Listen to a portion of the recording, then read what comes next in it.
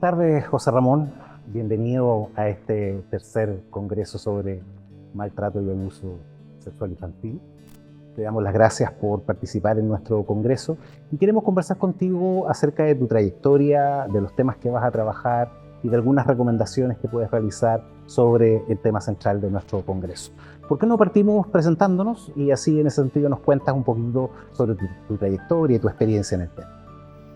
Muchísimas gracias. Sí, en primer lugar, agradeceros la oportunidad de estar aquí, tanto a la ONG Paikaví como a la Universidad de Valparaíso y a la Católica, por tener la oportunidad de compartir este espacio en el que voy a hablar precisamente de uno de los temas que más me han preocupado durante estos últimos 30 años. Cuando estamos en una situación de victimización sexual con niños, niñas o adolescentes que tienen que ir a declarar, que tienen que convertirse en parte de esa prueba a partir de la cual en la justicia se puedan tomar las decisiones correctas, la pregunta de siempre es: ¿sabemos entrevistar bien a estos niños, a estas niñas, a estos adolescentes? ¿Nos estaremos pasando de la línea y los estaremos revictimizando? ¿Nos estaremos quedando cortos y tal vez por no hacerles daño haremos una entrevista que luego no tenga las garantías o las características necesarias para convertirlas en prueba? Fíjense que esta es un poco la situación en la que yo me he encontrado durante estos 30 años como psicólogo forense de un equipo técnico, un equipo público dependiente directamente del Departamento de Justicia y trabajando para jueces, fiscales y operadores jurídicos, en los que la pregunta que ellos nos hacían siempre era: ¿pueden ustedes tomar la declaración? Y la pregunta que nosotros nos hacíamos siempre era: ¿será una buena ayuda para que esa declaración prestada pueda tener el efecto deseado?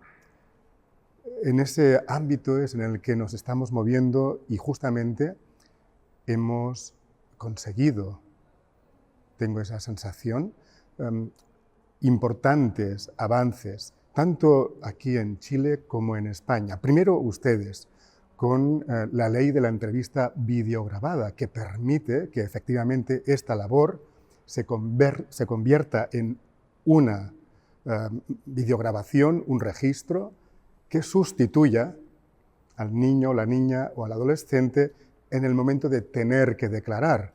¿Por qué? Sabemos que pueden pasar muchos meses, a veces incluso años, desde que se hizo esa primera entrevista hasta que luego llega el momento de tomar la declaración en el acto de juicio. ¡Qué buena idea! Grabamos, ponemos todas las garantías para que se pueda contrapreguntar y una vez lo tenemos, pasen meses, pasen años, ese testimonio, esa declaración está mucho más cercana a los hechos, con la memoria mucho más intacta y por tanto con mayores garantías. Esa es la situación en la que nos hemos estado moviendo. En España, más recientemente, también tuvimos ya una ley que permitió que efectivamente tuviéramos esas entrevistas grabadas como parte de esa prueba preconstituida con todas las garantías de contrapreguntar para poder realizar la misma situación. Por tanto, creo que eso es un gran avance. Pero en un tema como el nuestro, no solo tenemos que fijarnos en lo que hacíamos hasta ahora y que tal vez estratégicamente era necesario, que era el último eslabón de esta cadena. ¿De qué nos hemos dado cuenta durante estos años? Que antes de que los psicólogos o psicólogas forenses interviniéramos, antes de preconstituir pruebas, otros compañeros, otras compañeras, otros profesionales ya habían dialogado, ya habían conversado, ya habían entrevistado a estos niños, a estas niñas y a estos adolescentes. ¿Qué pasaba entonces? Algunos de estos compañeros habían sido muy prudentes y habían hecho intervenciones que no habían comportado un nivel de contaminación, un nivel de alguna manera, de alterar ese recuerdo, esa declaración judicial. Pero lamentablemente hemos aprendido a detectar que muchas de estas personas que habían intervenido con muy buena fe, con muchísima buena intención, lo que habían conseguido era precisamente lo contrario que perseguían. Habían contaminado, habían introducido palabras que no tocaban, habían sugestionado hacia los niños y hacia las niñas y adolescentes hacia direcciones que no eran las correctas, y por tanto nos dimos cuenta de que estábamos en un momento importantísimo donde tal vez el punto, el foco, si durante estos años atrás había sido y debe continuar siendo ese último eslabón, esa entrevista videograbada o esa entrevista declarativa, tal vez sea interesante poder sensibilizar, poder formar, poder dotar de herramientas para que muchos de estos compañeros y compañeras que también intervienen previamente puedan hacerlo preservando esa declaración, preservando ese recuerdo, preservando la verdad. Y por tanto que los jueces tengan una mayor garantía de que cuando toman decisiones judiciales en base única y exclusivamente a ese testimonio, puedan hacerlo con todas las garantías necesarias para hacer justicia. Dos aspectos que yo podría rescatar de lo que nos has comentado tienen que ver en primer lugar con que hay muchas personas que creen que difícilmente los niños tienen la capacidad o pueden de alguna manera soportar la tensión y el estrés de participar en un proceso judicial. Entonces, tal vez muchas de las personas que nos van a escuchar van a tener esta pregunta acerca de si es posible, de si tienen la capacidad, de si pueden participar efectivamente del proceso. ¿Qué nos dice la investigación? ¿Qué nos dice tu experiencia sobre ese tema? Tanto mi experiencia como la academia, como la investigación, nos ha anticipado algo que puede ser una sorpresa, pero que es la realidad. Los niños y las niñas y los adolescentes se sienten mejor cuando son tomados en cuenta. Se sienten más satisfechos con el procedimiento, sea cual sea el resultado, si ellos han tenido la posibilidad de poder ser escuchados. ¿Cuál es el aspecto negativo que estos niños y estas niñas y estos adolescentes nos han dicho? Lo que les ha molestado, lo que les ha preocupado, lo que les ha dañado es iniciar una serie larguísima de entrevistas de forma que tengan que ir repitiendo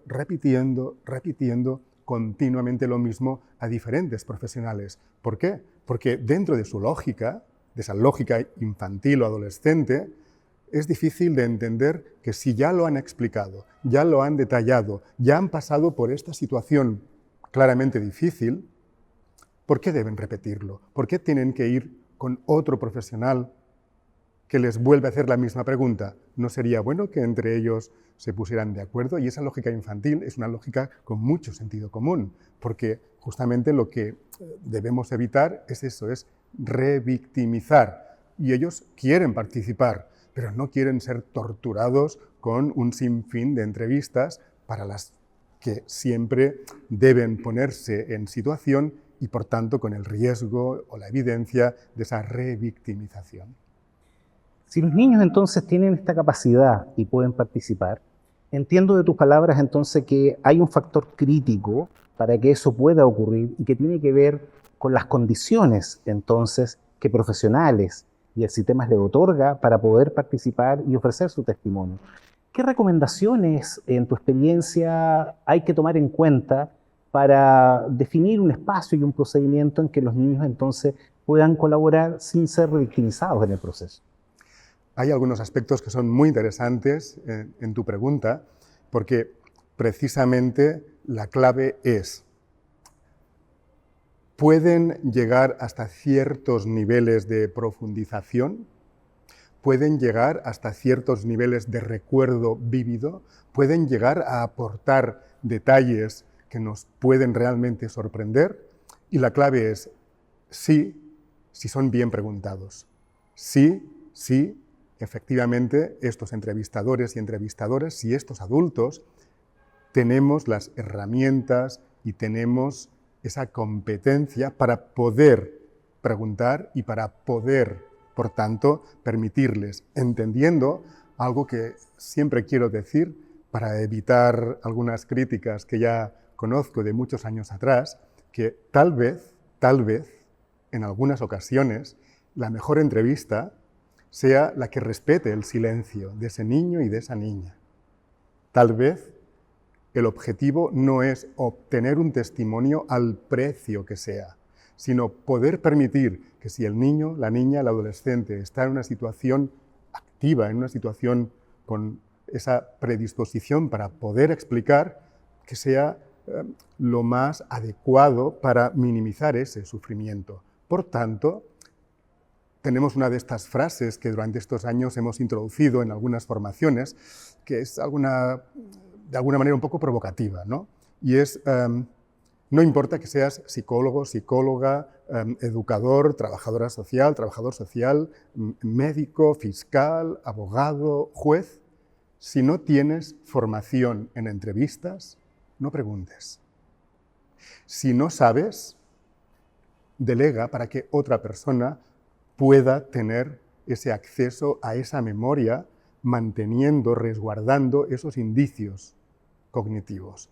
Porque una simple pregunta, una introducción de información adulta que esté fuera del conocimiento de ese niño o de esa niña, ya puede provocar de por sí un efecto devastador, no solo en su desarrollo, sino también en esa memoria que cuando luego tenga que poder ser rescatada por otras personas que tal vez sí que tengan formación, sí que tengan competencia, se pueden encontrar con un niño o con una niña que haya introducido parte de ese error, parte de esa información que no tocaba dentro de su modelo de explicar lo que le ha pasado, dentro de esa memoria que va almacenando. Por tanto, siempre decimos lo mismo. ¿Usted ha recibido formación? No, no pregunte. ¿Usted sabe cómo hacerlo? No, no lo haga. ¿Por qué? Porque las entrevistas y las conversaciones y las interacciones en esta situación no son normales. Es decir, yo soy una persona muy acostumbrada a hablar con niños y con niñas.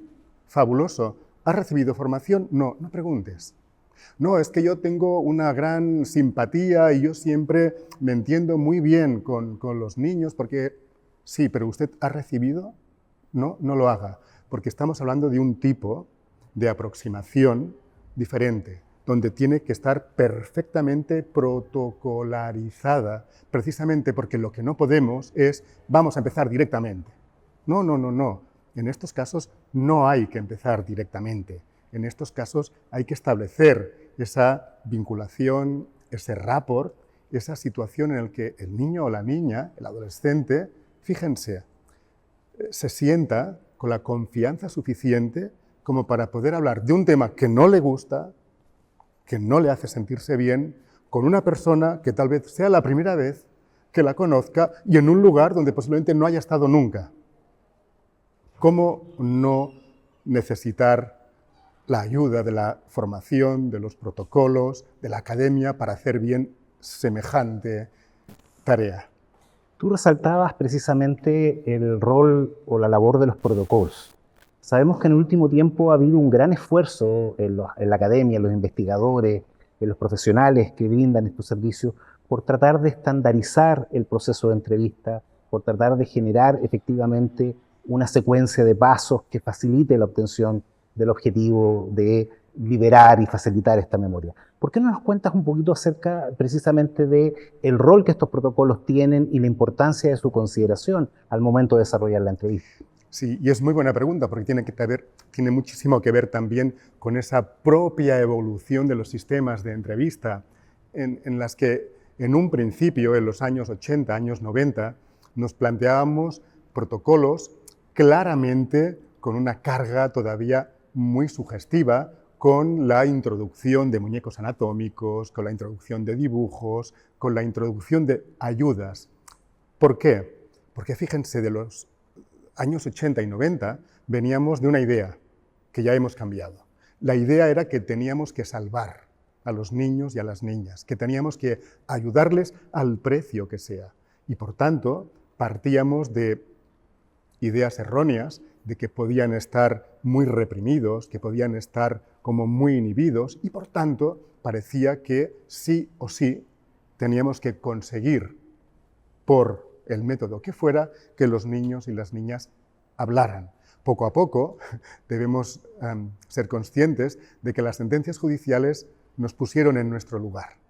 No podíamos, por muchísima buena intención que tuviéramos, entrevistar a los niños y a las niñas y a los adolescentes de cualquier manera. Y ahí empezaron los protocolos más estrictos, en los que se eliminaban estas ayudas y empezaban a introducir al menos aspectos, como muy bien has dicho, que eran comunes, de vamos a hacer diferentes etapas, una primera etapa de presentación, una primera etapa donde hagamos una ceremonia de cuáles son las reglas de esta entrevista, de esta conversación, ¿no? De este momento que no es igual a otros momentos ni a otras entrevistas que haya hecho este niño y esta niña, donde además de hablar del núcleo de su recuerdo, lo vamos a hacer con preguntas abiertas, con preguntas no sugestivas y, lógicamente, vamos a darle tiempo al niño o a la niña y al adolescente para que cuando hayamos acabado pueda tener un momento de rebajar esa tensión, de descomprimirse. Por tanto, no se trata de llegar, preguntar y marcharse.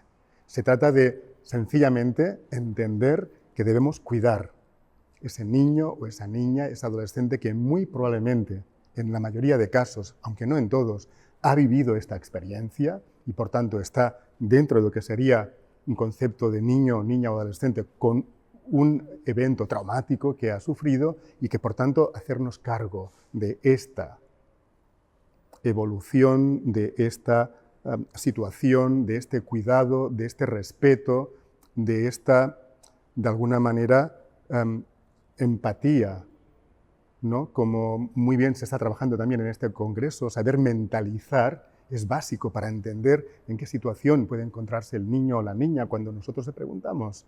Con lo cual, ese respeto, ese buen trato es el que nos ha permitido, en base a los protocolos, llegar hasta donde estamos ahora. Ahora mismo tenemos protocolos que han introducido un elemento que hasta ahora era como un elemento prohibido, que era el elemento emocional.